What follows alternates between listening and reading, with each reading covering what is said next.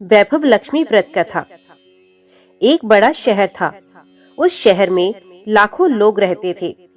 पहले के जमाने के लोग साथ साथ रहा करते थे और एक दूसरे के काम आते थे। पर नए जमाने के लोगों का स्वरूप ही अलग सा है। सब अपने अपने काम में मगन रहते हैं। किसी को किसी की परवाह नहीं। घर के सदस्यों को भी एक दूसरे की परवाह नहीं होती। भजन कीर्तन, भक्ति भाव, दया माया, परोपकार जैसे संस्कार कम हो गए हैं। शहर में बुराइयां बढ़ गई हैं। शराब, जुआ, रेस, व्यभिचार, चोरी और डकैती आदि बहुत से अपराध शहरों में होते हैं। कहावत है कि हजारों निराशा में एक आशा की किरण छिपी होती है।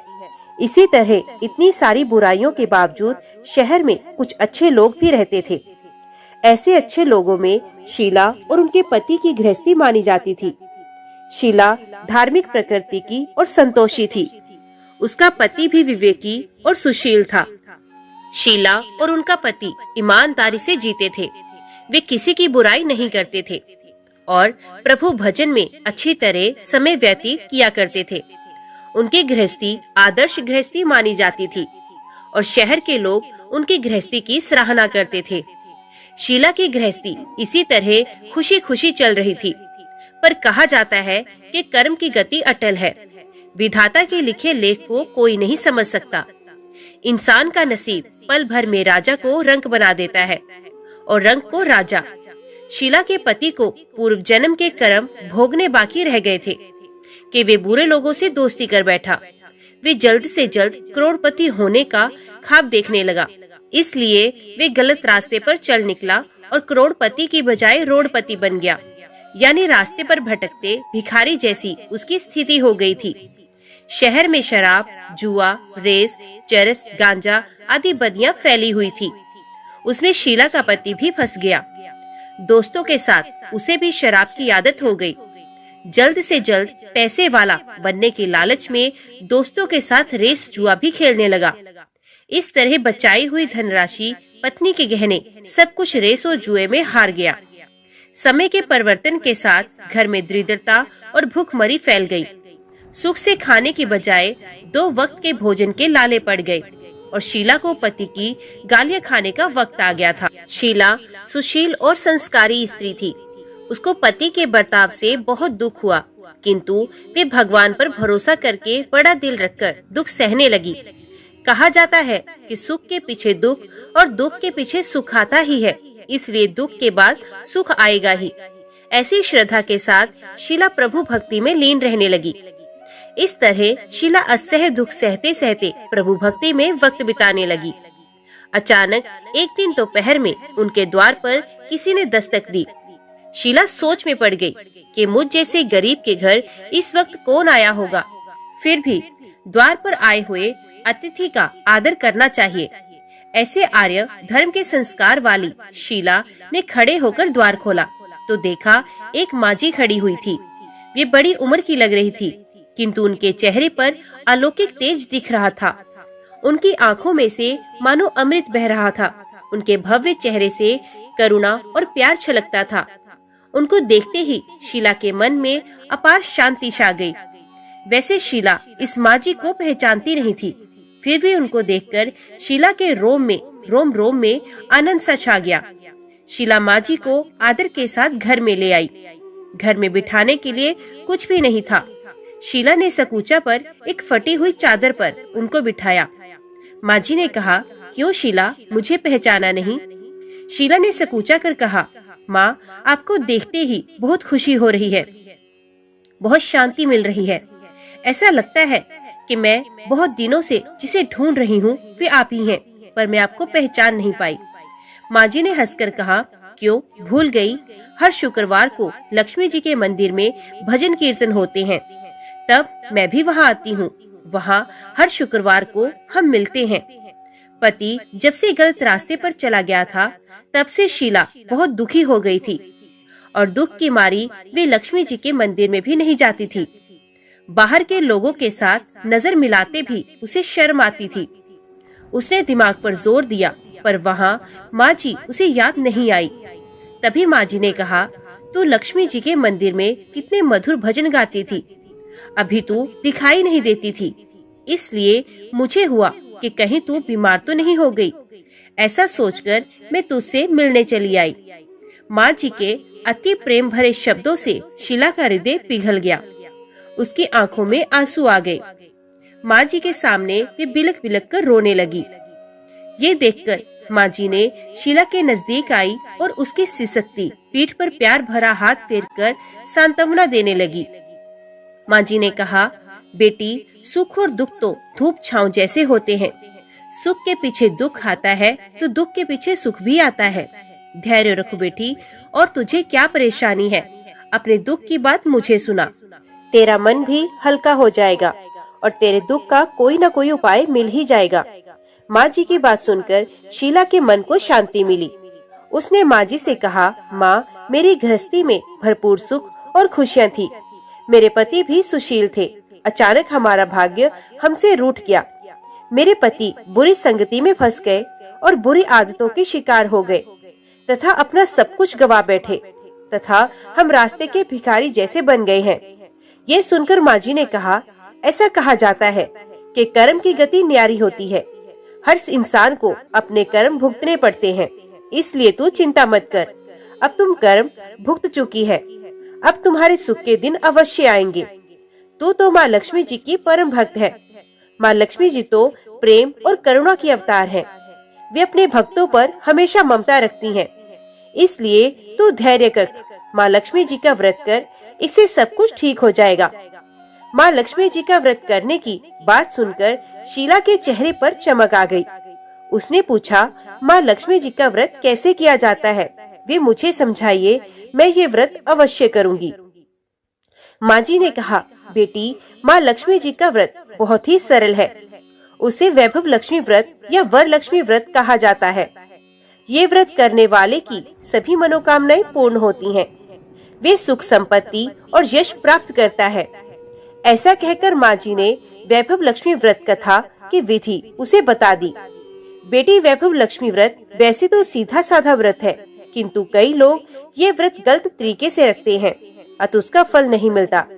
कई लोग कहते हैं कि सोने के गहने की हल्दी कुमकुम से पूजा करो, बस व्रत हो गया, पर ऐसा नहीं है। कोई भी व्रत शास्त्रीय विधि से करना चाहिए, तभी उसका फल मिलता है। सच्ची बात ये है कि सोने के गहनों का विधि से पूजन करना चाहिए। व्रत के उद्यापन विधि से, शास्त्रीय विधि से करना चाहिए।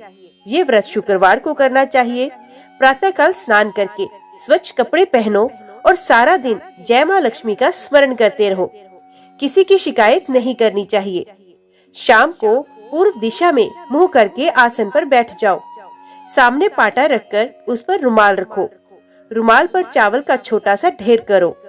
उस ढेर पर पानी से भरा तांबे का कलश रखकर कलश पर एक कटोरी रखो। उस कटोरी में एक सोने का गहना रखो। सोने का ना हो तो चांदी का भी चलेगा, चांदी का ना हो तो नकद रुपया भी चलेगा। बाद में घी का दीपक जलाकर धूप सुलगाकर रख दो। माँ लक्ष्मी जी के बहुत स्वरूप है और माँ लक्ष्मी जी को श्री यंत्र अति प्रिय है। अतः वैभव लक्ष्मी में पूजन विधि करते वक्त सर्वप्रथम श्री यंत्र और लक्ष्मी जी की विविध स्वरूपों का सच्चे दिल से दर्शन करो। उसके बाद लक्ष्मी स्तवन का पाठ करो। बाद में कटोरी में रखे हुए गहने या रुपए को हल्दी, कुमकुम और चावल चढ़ाकर पूजा करो और लाल रंग का फूल चढ़ाओ। शाम को कोई मीठी चीज बनाकर उसका प्रसाद रखो। ना हो सके तो शक्कर या गुड़ भी चल सकता है। फिर आरती करके 11 बार सच्चे हृदय से जय माँ लक्ष्मी बोलो। बाद में 11 या 21 शुक्रवार ये व्रत करने का दृढ़ संकल्प माँ के सामने करो और आपकी जो मनोकामना हो वे पूरी करने को माँ लक्ष्मी जी से विनती करो। फिर माँ का प्रसाद बांट दो और थोड़ा प्रसाद अपने लिए रख लो। अगर आप में शक्ति हो तो सारा दिन उपवास रखो और सिर्फ प्रसाद खाकर शुक्रवार का व्रत करो। ना शक्ति हो तो एक बार शाम को प्रसाद ग्रहण करते समय खाना खा लो। अगर थोड़ी शक्ति भी ना हो तो 2 बार भोजन कर सकते हो। बाद में कटोरी में रखा गहना या रुपया ले लो। कलश का पानी तुलसी की क्यारी में डाल दो और चावल पक्षियों को डाल दो। इसी तरह शास्त्रीय विधि से व्रत करने से उसका फल अवश्य मिलता है। इस व्रत के प्रभाव से सब प्रकार की विपत्ति दूर होकर आदमी माला माल हो जाता है। संतान ना हो तो संतान की प्राप्ति होती है। सौभाग्यवती स्त्री का सौभाग्य अखंड रहता है। कुमारी लड़की को मनभावन पति मिलता है। शीला ये सुनकर आनंदित हो गई। फिर पूछा, माँ, आपने वैभव लक्ष्मी व्रत की जो शास्त्रीय विधि बताई है वैसे मैं अवश्य करूंगी, किंतु उसकी उद्यापन विधि किस तरह करनी चाहिए ये भी कृपा करके सुनाइए। माँ जी ने कहा, 11 या 21 जो मन्नत मानी हो तो उतने शुक्रवार ये वैभव लक्ष्मी व्रत पूरी श्रद्धा और भावना से करना चाहिए। व्रत के आखिरी शुक्रवार को खीर का नैवेद्य रखो। पूजन विधि हर शुक्रवार को करते हैं वैसे ही करनी चाहिए। पूजन विधि के बाद श्रीफल फोड़ो और कम से कम 7 कुंवारी या सौभाग्यशाली स्त्रियों को कुमकुम का तिलक करके वैभव लक्ष्मी व्रत की एक पुस्तक उपहार में देनी चाहिए और सबको खीर का प्रसाद देना चाहिए। फिर धन लक्ष्मी स्वरूप वैभव लक्ष्मी स्वरूप माँ लक्ष्मी जी की छवि को प्रणाम करें। माँ लक्ष्मी जी का ये स्वरूप वैभव देने वाला है। प्रणाम करके मन ही मन भावुकता से माँ की प्रार्थना करते वक्त कहें कि हे माँ धन लक्ष्मी, हे माँ वैभव लक्ष्मी, मैंने सच्चे हृदय से आपका व्रत पूर्ण किया, तो हे माँ हमारी मनोकामना पूर्ण कीजिए, हमारा सबका कल्याण कीजिए। जिससे संतान ना हो उसे संतान देना, सौभाग्यशाली स्त्री का सौभाग्य अखंड रखना, कुंवारी लड़की को मन भावन पति देना। आपका ये चमत्कारी वैभव लक्ष्मी व्रत जो करे उसकी सब विपत्ति दूर करना, सबको सुखी करना। हे माँ, आपकी महिमा अपरंपार है। माँ जी के पास से वैभव लक्ष्मी व्रत की शास्त्रीय विधि सुनकर शीला भाव विभोर उठी। उसे लगा मानो सुख का रास्ता मिल गया। उसने आंखें बंद करके मन ही मन उसी क्षण संकल्प किया कि हे वैभव लक्ष्मी माँ, मैं भी माँ जी के कहे अनुसार श्रद्धा पूर्वक शास्त्रीय विधि से वैभव लक्ष्मी व्रत 21 शुक्रवार तक करूंगी और व्रत की शास्त्रीय रीति के अनुसार उद्यापन भी करूंगी। शीला ने संकल्प करके आंखें खोली तो सामने कोई नहीं था। वे विस्मित हो गई कि माँ जी कहाँ चली गई। ये माँ जी कोई दूसरा नहीं, साक्षात लक्ष्मी माता थी। शीला लक्ष्मी जी की भक्त थी, इसलिए अपने भक्त को रास्ता दिखाने के लिए माँ लक्ष्मी देवी जी का माँ जी का रूप लेकर स्वयं वहाँ पर आई थी। दूसरे दिन शुक्रवार था। प्रातःकाल स्नान करके स्वच्छ कपड़े पहनकर शीला मन ही मन श्रद्धा और पूरे भाव से जय माँ लक्ष्मी का मन ही मन स्मरण करने लगी। सारा दिन किसी की शिकायत नहीं की। शाम हुई तब हाथ पांव मुंह धोकर शीला पूर्व दिशा में मुंह करके बैठ गई। घर में पहले तो सोने के बहुत से गहने थे, पर पति ने गलत रास्ते पर चलकर सब गिरवी रख दिए। पर नाक की पुल्ली बच गई थी। नाक की कील निकालकर उसे धोकर शीला ने कटोरी में रख दिया। सामने पाटे पर रुमाल रखकर मुट्ठी भर चावल का ढेर किया। उस पर तांबे का कलश पानी भरकर रखा। उसके ऊपर कील वाली कटोरी रखी। फिर विधि पूर्वक वंदन, स्तवन, पूजन वगैरह किया और घर में थोड़ी शक्कर थी, वे प्रसाद में रखकर वैभव लक्ष्मी माता का व्रत किया। ये प्रसाद पहले पति को खिलाया। प्रसाद खाते ही पति के स्वभाव में फर्क पड़ गया। उस दिन उसने शीला को मारा नहीं, सताया भी नहीं। शीला को बहुत आनंद हुआ। उसके मन में वैभव लक्ष्मी व्रत के लिए श्रद्धा बढ़ गई। शीला ने पूर्ण श्रद्धा भक्ति से 21 शुक्रवार तक व्रत किया। 21वें शुक्रवार को विधि पूर्वक उद्यापन विधि करके 7 स्त्रियों को वैभव लक्ष्मी व्रत की 7 पुस्तकें उपहार में दी।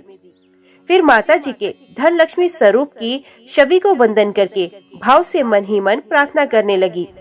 हे माँ धन लक्ष्मी, मैंने आपका वैभव लक्ष्मी व्रत करने की मन्नत मानी थी, वे व्रत आज पूर्ण किया। हे माँ, मेरी हर विपत्ति दूर कीजिए, हमारा सबका कल्याण करो। जिससे संतान ना हो उसे संतान देना, सौभाग्यवती स्त्री का सौभाग्य अखंड रखना, कुंवारी लड़की को मन भावना पति देना। जो कोई आपका ये चमत्कारी वैभव लक्ष्मी व्रत करे उसकी सब विपत्ति दूर करना, सबको सुखी करना। हे माँ, आपकी महिमा अपार है। ऐसा बोलकर लक्ष्मी जी के धन लक्ष्मी स्वरूप की छवि को प्रणाम किया। इसी तरह शास्त्रीय विधि से शीला ने श्रद्धा से व्रत किया और तुरंत ही उसे फल मिला। उसका पति सही रास्ते पर चलने लगा और अच्छा आदमी बन गया तथा कड़ी मेहनत से व्यवसाय करने लगा। धीरे धीरे समय परिवर्तित हुआ। और उसने शीला के गिरवी रखे गहने भी छुड़वा लिए। धन में वृद्धि हुई, घर में पहले जैसे सुख शांति छा गई। वैभव लक्ष्मी व्रत का प्रभाव देखकर मोहल्ले की दूसरी स्त्रियां भी शास्त्रीय विधि से वैभव लक्ष्मी माता का व्रत करने लगी। हे माँ धन लक्ष्मी, आप जैसे शीला पर प्रसन्न हुई, उसी तरह आपका व्रत करने वाले सब पर प्रसन्न होना, सबको सुख शांति देना। जय माँ धन लक्ष्मी, जय माँ वैभव लक्ष्मी। संतोषी माता व्रत कथा। एक बुढ़िया थी, उसके 7 पुत्र थे। 6 कमाने वाले थे, एक निकम्मा था। बुढ़िया माँ 6 पुत्रों की रसोई बनाती, भोजन कराती और पीछे से जो कुछ भी बचता वो 7 में को देती थी। परंतु वे बड़ा भोला भाला था, मन में कुछ विचार नहीं करता था। एक दिन अपनी बहू से बोला, देखो मेरी माता का मुझ पर कितना प्यार है। ये बोली, क्यों नहीं, सबका जूठा बचा हुआ तुमको खिलाती है। ये बोला, भला ऐसा भी कहीं हो सकता है? मैं जब तक आंखों से ना देखूं मान नहीं सकता। बहू ने हंसकर कहा, तुम देख लोगे तब तो मानोगे। कुछ दिन बाद बड़ा त्योहार आया। घर में 7 प्रकार के भोजन और चूरमा के लड्डू बने। वे जांचने को सिर दर्द का बहाना कर पतला कपड़ा सर पर ओढ़कर रसोई घर में ही सो गया और कपड़े में से सब कुछ देखता रहा। संतोषी माता की व्रत कथा के अनुसार 6 भाई भोजन करने आए। उसने देखा माँ ने उनके लिए सुंदर सुंदर आसन बिछाए हैं, 7 प्रकार की रसोई परोसी है। वे आग्रह करके जिमाती है। वे देखता रहा। 6 भाई भोजन कर उठे तब माता ने उनकी जूठी थालियों में से लड्डुओं के टुकड़े को उठाया और एक लड्डू बनाया। जूठन साफ कर बुढ़िया माँ ने पुकारा, उठो बेटा, 6 भाई भोजन कर गए, अब तू ही बाकी है, उठना, कब खाएगा? वे कहने लगा, माँ मुझे भोजन नहीं करना, मैं परदेश जा रहा हूँ। माता ने कहा, कल जाता है तो आज ही चला जा। वे बोला, हाँ हाँ आज ही जा रहा हूँ। ये कहकर वे घर से निकल गया। चलते समय बहू की याद आई। वे गौशाला में उपले थाप रही थी। वहीं जाकर उससे बोला, हम जावे परदेश को आगे कुछ काल, तुम रहियो संतोष से धर्म अपनो पाल। वे बोली, जाओ पिया आनंद से, हमरू सोच हटाए, राम भरोसे हम रहे, ईश्वर तुम्हें सहाय। दे निशानी अपनी देख, धरो में धीर, सुध हमारी मति बिसारियो, रखियो मन गंभीर। वे बोला, मेरे पास तो कुछ नहीं, ये अंगूठी है सो ले, और अपनी कुछ निशानी मुझे दे दे। वे बोली, मेरे पास क्या है, ये गोबर भरा हाथ है।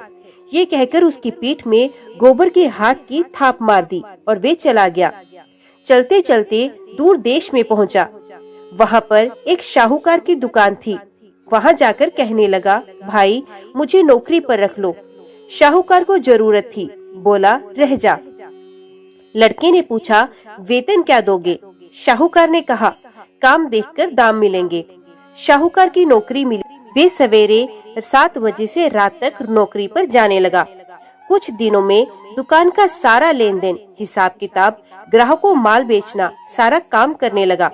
शाहूकार के बहुत से नौकर थे। वे सब चक्कर खाने लगे कि ये तो बहुत होशियार बन गया है। सेठ ने भी काम देखा और 3 महीने में उसे आधे मुनाफे का साझीदार बना दिया। वे 12 वर्ष में ही नामी सेठ बन गया और मालिक सारा कारोबार उस पर छोड़कर बाहर चला गया। संतोषी माता व्रत कथा के अनुसार अब बहू पर क्या बीती सो सुनिए। सास ससुर उसे दुख देने लगे। सारी गृहस्थी का काम करके उसे लकड़ी लेने जंगल में भेजते। इस बीच घर की रोटियों के आटे से जो भूसी निकलती उसकी रोटी बनाकर रख दी जाती और फूटे नारियल के खोपरे में पानी पीती। इस तरह दिन बीतते रहे। एक दिन वे लकड़ी लेने जा रही थी कि रास्ते में बहुत सी स्त्रियां संतोषी माता का व्रत करती दिखाई दी। वे वहां खड़ी हो कथा सुनकर बोली, बहनों तुम किस देवता का व्रत करती हो और इसके करने से क्या फल मिलता है? इस व्रत करने की क्या विधि है? यदि तुम अपने व्रत का विधान मुझे समझाकर कहोगी तो मैं तुम्हारा एहसान मानूंगी। तब उनमें से एक स्त्री बोली, सुनो, ये संतोषी माता का व्रत है और संतोषी माता की कथा है। इसके करने से निर्धनता, दरिद्रता का नाश होता है, लक्ष्मी आती है, मन की चिंताएं दूर होती हैं, घर में सुख होने से मन को प्रसन्नता और शांति मिलती है, निसंतान को पुत्र मिलता है, प्रीतम बाहर गया हो तो जल्दी आता है, कुंवारी कन्या को मनपसंद पति मिलता है, राजद्वारे में बहुत दिनों से मुकदमा चलता हो तो खत्म हो जाता है। सब तरह की सुख शांति होती है, घर में धन जमा होता है, पैसा जायदाद का लाभ होता है, रोग दूर हो जाता है तथा और जो कुछ मन में कामना हो वो सब माता संतोषी पूरी करती हैं। इसमें कोई संदेह नहीं। वे पूछने लगी, ये व्रत कैसे किया जाता है, ये भी बताओ तो बड़ी कृपा होगी। स्त्री कहने लगी, 1.25 रुपए का गुड़ चना लेना, इच्छा हो तो 5.25 रुपए का लेना या 11.25 रुपए का, भी सहूलियत अनुसार लेना, बिना परेशानी श्रद्धा और प्रेम से जितना बन सके ले लेना।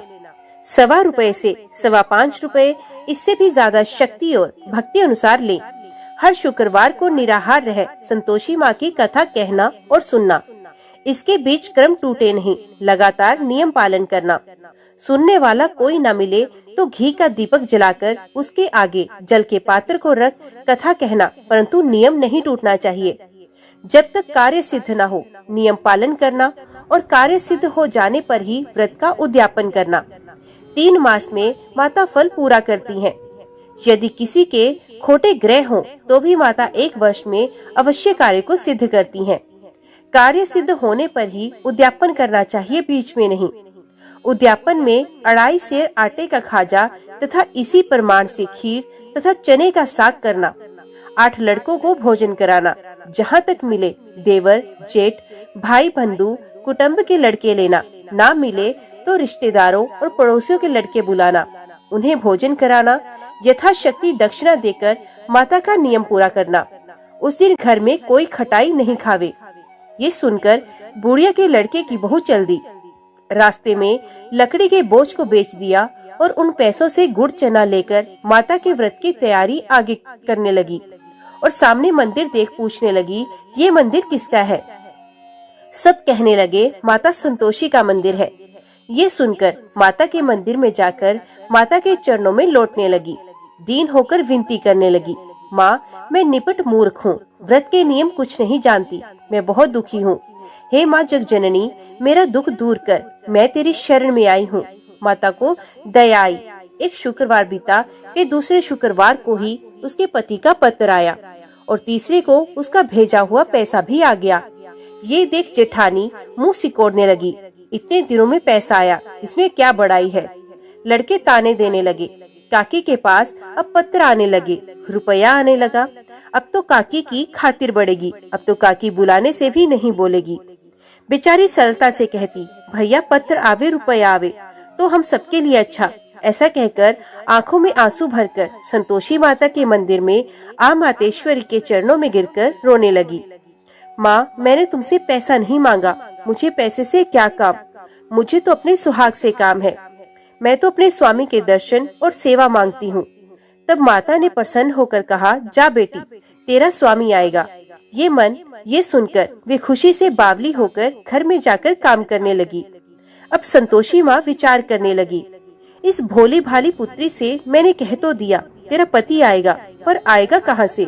वे तो स्वप्न में भी इसे याद नहीं करता। उसे याद दिलाने के लिए मुझे जाना पड़ेगा। इस तरह माता बुढ़िया के बेटे के पास जाकर सपने में प्रकट होकर कहने लगी, शाहूकार के बेटे सोता है या जागता है? वे बोला, माता सोता भी नहीं हूँ जागता भी नहीं हूँ, बीच में ही हूँ, कहो क्या आज्ञा है? माँ कहने लगी, तेरा घर बार कुछ है या नहीं? वे बोला, मेरा सब कुछ है माता, माँ बाप भाई बहन बहू क्या कमी है?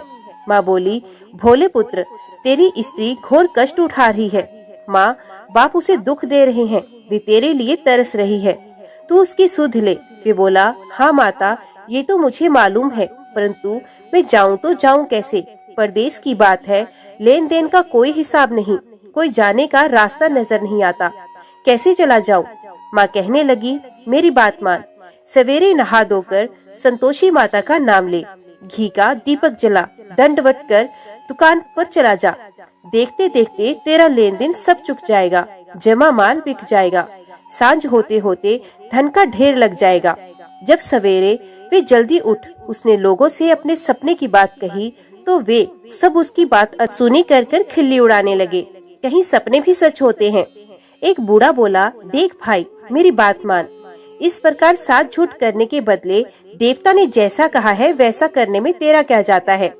वे बूढ़े की बात मान स्नान कर संतोषी माता को दंडवत कर घी का दीपक जलाकर दुकान पर जाकर बैठ गया। थोड़ी देर में वे क्या देखता है कि देने वाला रुपया लाया। देने वाले हिसाब लेने लगे। कोठे से भरे सामानों के खरीदार नकद दाम से सौदा ले गए। शाम तक धन का ढेर लग गया। माता का चमत्कार देख प्रसन्न हो मन में माता का नाम ले घर ले जाने वाले वास्ते गहना कपड़ा खरीदने लगा और वहाँ के काम से निपट वे घर को रवाना हुआ। वहाँ बहू बेचारी जंगल में लकड़ी लेने जाती है। लौटते वक्त माँ के मंदिर पर विश्राम करती है। वे तो उसका रोजाना रुकने का स्थान था। दूर से धूल उड़ती देख वे माता से पूछती है, हे माता, ये धूल कैसी उड़ रही है? माँ कहती है, हे पुत्री, तेरा पति आ रहा है। अब तू ऐसा कर, लकड़ियों के 3 बोझ बना, एक नदी किनारे रख, दूसरा मेरे मंदिर पर और तीसरा अपने सर पर रख। तेरे पति को लकड़ी का गट्ठा देखकर मोह पैदा होगा। वे वहाँ रुकेगा, नाश्ता पानी बनाकर खाकर माँ से मिलने जाएगा। तब तू लकड़ियों का बोझ उठाकर घर जाना और बीच चौक में गट्ठा डालकर 3 आवाजें जोर से लगाना। लो सासू जी, लकड़ियों का गट्ठा लो, भूसी की रोटी दो और नारियल के खोपड़े में पानी दो। आज कौन मेहमान आया है? माँ की बात सुन बहू, बहुत अच्छा, माता कहकर प्रसन्न हो लकड़ियों के 3 गट्ठे ले आई। एक नदी तट पर, एक माता के मंदिर पर रखा। इतने में ही एक मुसाफिर आ पहुँचा। सूखी लकड़ी देख उसकी इच्छा हुई कि अब यहीं विश्राम करे और भोजन बना खाकर गाँव जाए। इस प्रकार भोजन बना विश्राम कर वे गाँव को चला गया। सबसे प्रेम से मिला। उसी समय बहू सर पर लकड़ी का गट्ठा लिए आती है। लकड़ी का भारी बोझ आंगन में डाल जोर से 3 आवाज देती है। लो सासू जी, लकड़ी का गट्ठा लो, भूसी की रोटी दो, नारियल के खोपड़े में पानी दो। आज कौन मेहमान आया है? ये सुनकर सास बाहर आकर अपने दिए हुए कष्टों को भुलाते हुए कहती है, बहू, ऐसा क्यों कहती है? तेरा मालिक ही तो है। आ बैठ, मीठा भात खा, भोजन कर, कपड़े गहने पहन। इतने में आवाज सुन उसका स्वामी बाहर आता है और अंगूठी देख व्याकुल हो माँ से पूछता है, माँ ये कौन है? माँ कहती है, बेटा, ये तेरी बहू है। आज 12 वर्ष हो गए तू जब से गया है, तब से सारे गांव में जानवर की तरह भटकती रहती है। काम काज कर कुछ करती नहीं, 4 समय आकर खा जाती है। अब तुझे देखकर भूसी की रोटी और नारियल के खोपड़े में पानी मांग रही है। वे लज्जित होकर बोला, ठीक है माँ, मैंने इसे भी देखा और तुम्हें भी देखा। अब मुझे दूसरे घर की चाबी दो, मैं उसमें रहूंगा। तब माँ बोली, ठीक है बेटा, तेरी जैसी मर्जी, कहकर ताली का गुच्छा पटक दिया। उसने ताली लेकर दूसरे कमरे में जो तीसरी मंजिल के ऊपर था खोलकर सारा सामान जमाया। एक दिन में ही वहाँ राजा के महल जैसा ठाट पाट बन गया। अब क्या था, वे दोनों सुख पूर्वक रहने लगे। इतने में अगला शुक्रवार आया। बहू ने अपने पति से कहा, मुझे माता का उद्यापन करना है। पति बोला, बहुत अच्छा, खुशी से करो। वे तुरंत ही उद्यापन की तैयारी करने लगी। जेठ के लड़कों को भोजन के लिए कहने गई। उसने मंजूर किया, परंतु पीछे जेठानी अपने बच्चों को सिखाती है, देखो रे, भोजन के समय सब लोग खटाई मांगना, जिससे उसका उद्यापन पूरा ना हो।